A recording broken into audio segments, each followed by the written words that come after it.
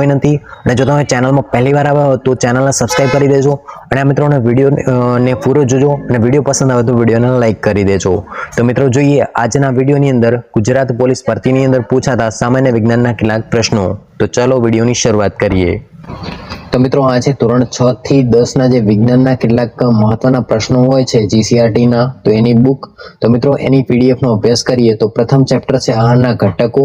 તો એની અંદર છે પ્રથમ ટોપિક સામાન્ય વિજ્ઞાન।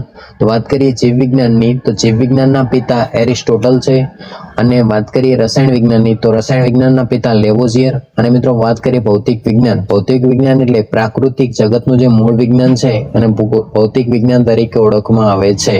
હવે વાત કરીએ વનસ્પતિ વિજ્ઞાન તો વનસ્પતિ વિજ્ઞાનના પિતા થિયોફ્રેસ્ટસ છે અને પ્રાણી વિજ્ઞાનના પિતા એરિસ્ટોટલ છે। હવે બીજો ટોપિક છે કે ખોરાક ક્યાંથી મળે અને આહારના ઘટકો। તો ખોરાકના આધારે મિત્રો પ્રાણીઓના 3 પ્રકાર પડે છે જેની અંદર આપણે વાત કરીએ તો તૃણાહારી, માંસાહારી અને મિશ્રાહારી। તૃણાહારી એટલે કે જે પ્રાણીઓ ફક્ત વનસ્પતિ જ ખાય તેને તૃણાહારી તરીકે ઓળખવામાં આવે છે। હવે માંસાહારીની વાત કરીએ તો મિત્રો માંસાહારી પ્રાણી એટલે કે જે પ્રાણીઓ ફક્ત પ્રાણીઓનો જ ખોરાક તરીકે ઉપયોગ કરે છે તેને માંસાહારી પ્રાણી તરીકે ઓળખવામાં આવે છે।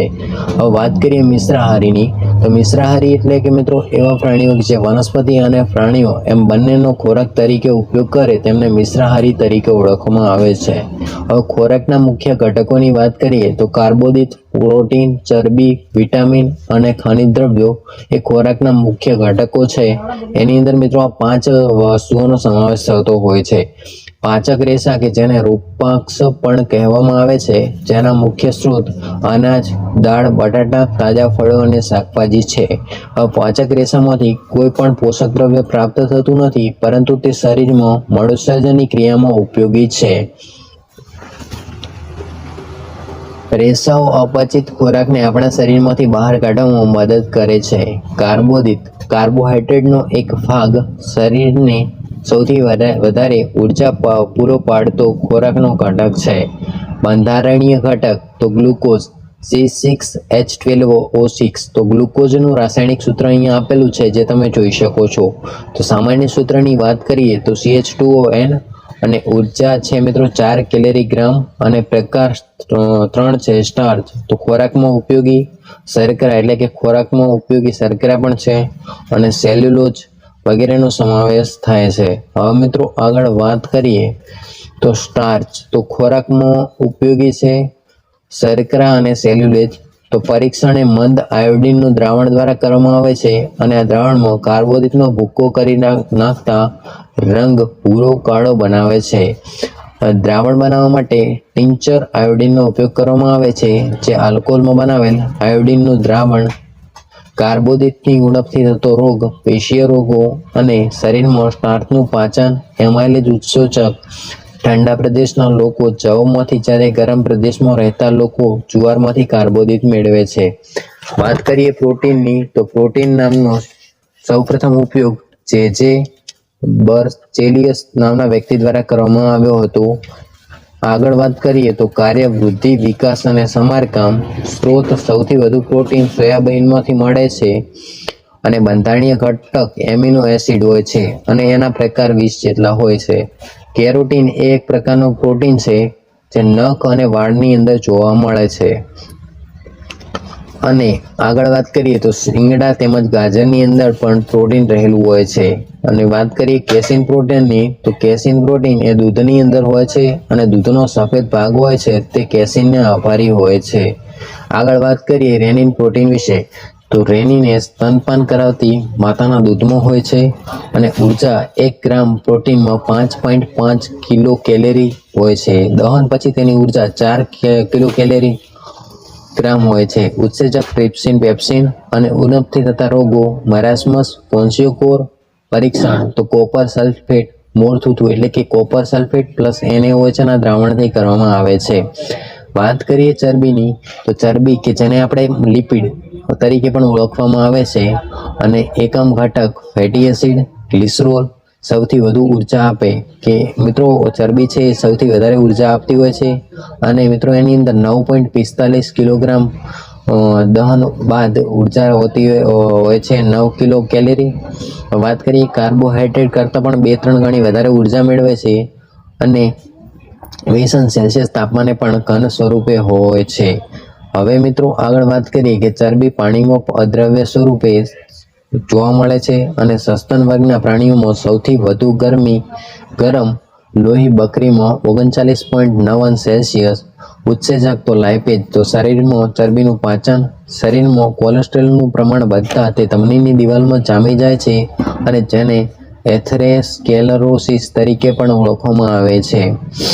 અને મિત્રો આગળ વાત કરીએ તો કોલેસ્ટ્રોલના કારણે હૃદયમાં લોહી પહોંચતું નથી, જેને આપણે હૃદયરોગનો હુમલો એટલે કે મિત્રો હાર્ટ એટેક તરીકે પણ ઓળખીએ છીએ। ધમનીની દિવાલમાં રહેલ મેદ તપાસવા માટે એન્જિયોગ્રાફીની મદદ લેવામાં આવે છે અને મિત્રો કાગળ પર તેલના ડાઘા વગેરે મિત્રો ચરબીની હાજરી છે તેવું દર્શાવે છે। વિટામિનની શોધ તો મિત્રો કાસિમિર ફંક નામના વ્યક્તિએ કરી હતી અને મિત્રો વિટામિનના શોધક છે કાસિમિર ફંકને ઓળખવામાં આવે છે। હવે આગળ વાત કરીએ કે વિટામિનનો ઉપયોગ શું થાય તો કે શરીરને રોગોથી રક્ષણ આપવા માટે અને દ્રાવ્યતાના આધારે વિટામિનના 2 પ્રકાર છે। જલ દ્રાવ્ય મિત્રો વિટામિન બી અને સી છે પાણીની અંદર દ્રાવ્ય થઈ જાય, અને ચરબી દ્રાવ્ય એટલે કે મિત્રો KEDA એટલે કે મિત્રો શોર્ટમાં યાદ રાખવું હોય તો ખેડા એટલે કે KEDA એ ચરબી દ્રાવ્ય વિટામિન છે। હવે મિત્રો આગળ વાત કરીએ તો વિટામિન અને તેમના રાસાયણિક નામ, ટ્રીક અને તેનાથી દ્વારા રોગ અને મિત્રો તેમનો અસરકારક અંગ। તો પ્રથમ વાત કરીએ વિટામિન એ, તો વિટામિન એ ને મિત્રો રેટિનોલ તરીકે ઓળખવામાં આવે છે અને તેની ઉણપથી મિત્રો રતાંતરપણું અને થેલેમિયા, ગ્લુકોમા વગેરે રોગ થતા હોય છે અને મિત્રો આ રોગ થાય તો આંખને પણ અસર થતી હોય છે। બીજું મિત્રો વિટામિન છે થાયમિન, એનું એ મિત્રો નામ છે B1 અને એનાથી મિત્રો થાયમિન એટલે કે B1 થી એની ઉણપ હોય તો એ બેરી નામનો રોગ થતો હોય છે અને તેના કારણે ચેતાતંત્ર ઉપર અસર પહોંચતી હોય છે। વિટામિન સી ની વાત કરીએ તો એબ્સોર્બિક એસિડ, તો વિટામિન સી એબ્સોર્બિક એસિડ તરીકે ઓળખવામાં આવે છે અને મિત્રો તેની જો ઉણપ હોય તો તેનાથી સ્કર્વી નામનો રોગ થાય અને તેનાથી દાંત અને પેઢાને અસર થતી હોય છે। હવે આગળ વાત કરીએ તો વિટામિન ડી, તો વિટામિન ડી નું જે નામ છે કેલ્સિફેરોલ છે અને તેનાથી રિકેટસ ઓસ્ટિયોમલેશિયા નામનો રોગ થતો હોય છે અને હાડકાને તેના લીધે અસર થતી હોય છે। વિટામિન ઈ ને મિત્રો ટોકોફેરોલ તરીકે ઓળખવામાં આવે છે, જેના કારણે વંધ્યત્વ જેવા રોગો થતા હોય છે અને તેના કારણે અંતઃસ્રાવની અંદર ખામીઓ સર્જાતી હોય છે। વિટામિન કે, તો વિટામિન કે ને મિત્રો ફિલોક્વિનોન તરીકે પણ ઓળખવામાં આવે છે અને મિત્રો વિટામિન કે ની જો ઉણપ હોય તો મિત્રો રુધિરનું ન જામવું, હિમોફિલિયા વગેરે જેવા રોગો થતા હોય છે।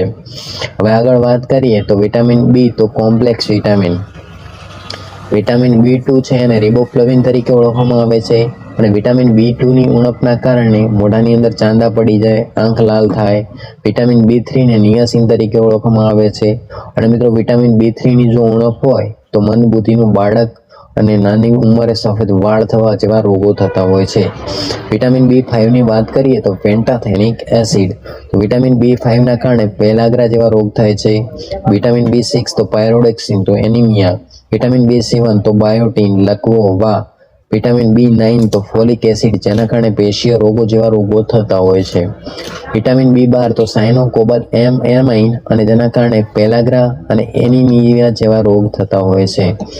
હવે મિત્રો આગળ વાત કરીએ પ્રાણીઓમાં પ્રજનન, તો પ્રજનનના જે પ્રકારમાં એક જ પિતૃ ભાગ લે છે તેને અલિંગી પ્રજનન કહેવામાં આવે અને મિત્રો હાઇડ્રાની અંદર મિત્રો કલિકા દ્વારા નવો સજીવ ઉદ્ભવે, આથી આવા પ્રજનનને કલિકા સર્જન કહે છે। અમીબામાં દ્વિભાજન પદ્ધતિથી નવો સજીવ ઉદ્ભવે છે।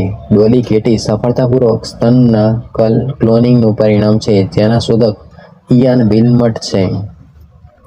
હવે મિત્રો પ્રશ્નો, તો એક યુગ્મનજમાં જોવા મળતા કોષ કેન્દ્રની સંખ્યા કેટલી હોય તો કે 1 જ હોય। હવે આગળ વાત કરીએ કે દ્વિભાજનની શરૂઆતમાં કોષ કેન્દ્રના 2 ભાગમાં વિભાજનથી થાય ફલન દ્વારા નિર્માણ પામતી રચના એટલે કે મિત્રો યુગ્મનજ।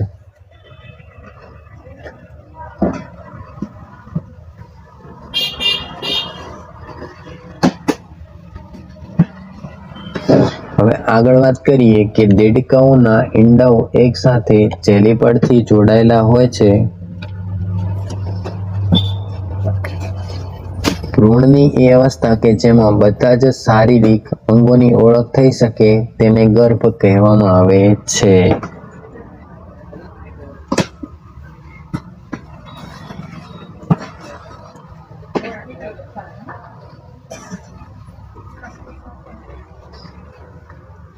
શુક્રકોષમાં પૂંછડીનું કાર્ય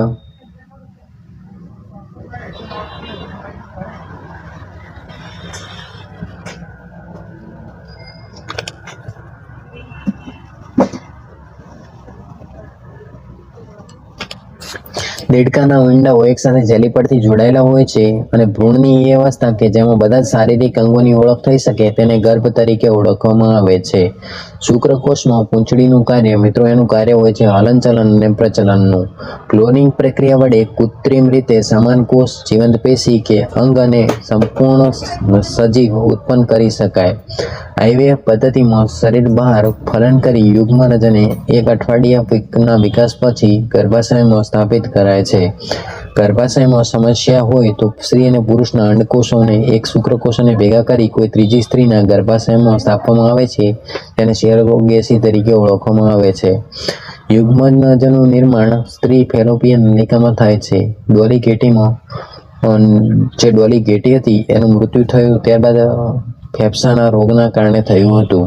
અંડપિંડમાંથી અંડકોષ મુક્ત થવાની ક્રિયાને અંડપાત તરીકે ઓળખવામાં આવે છે. મરઘીના ઈંડાની ફરતે સખત કવચ અંડવાહિનીમાં નિર્માણ પામે છે. વસ્તી નિયંત્રણ દિવસ તરીકે 11 જુલાઈને ઓળખવામાં આવે છે. ગર્ભ નિરોધક ગોળીના શોધક પિનક્સ હતા અને જન્મ સમયે મિત્રો તંદુરસ્ત બાળકનું વજન 2.5 થી 3 કિલો જેટલું હોય છે. આગળ જોઈએ વૈકલ્પિક પ્રશ્નો.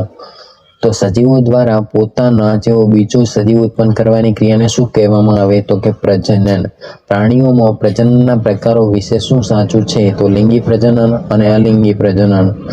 તો આપેલ બંને. તો મિત્રો આવી રીતના કેટલાક હેતુલક્ષી પ્રશ્નો પણ આપેલા છે. તો મિત્રો આજના વિડીયોની અંદર આપણે જીસીઆરટીના જે વિજ્ઞાનના કેટલાક પ્રશ્નો છે તેનો અભ્યાસ કર્યો. તો મિત્રો આજના વિડીયો પૂરતું કંઈક બસ આટલું જ રાખીશું. અને જો મિત્રો તમે પણ ગુજરાત પોલીસ ભરતીની તૈયારી કરતા હો તો મિત્રો ખાસ કરીને આપણી આ ચેનલ સાથે જોડાયેલા રહેજો, કારણ કે ગુજરાત પોલીસ ભરતીનો જે સિલેબસ છે તેને લગતા ઘણા બધા વિડીયો આપણી આ ચેનલમાં અપલોડ કરવાના છે. તો મિત્રો ખાસ કરીને ચેનલને સબસ્ક્રાઈબ ના કરી હોય તો સબસ્ક્રાઈબ કરી લેજો અને તમારા મિત્રો સુધી પણ આ ચેનલને શેર કરજો, જેથી કરીને એમને પણ આ જે એજ્યુકેશનલ રિલેટેડ જે પણ વિડીયો આવે એ મળી રહે અને એ પણ સારી રીતે પ્રિપેરેશન કરી શકે.